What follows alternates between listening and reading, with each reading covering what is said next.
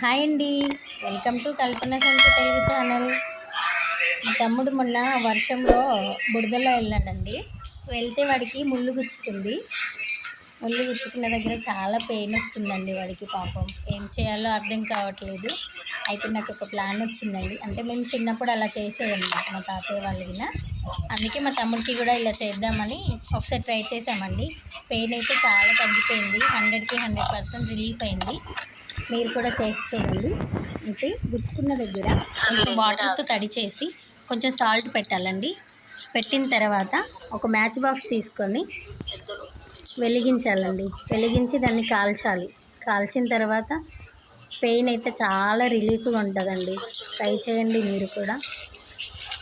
Video నచ్చితే like చేయండి, share చేయండి, సబ్స్క్రైబ్ చేయండి.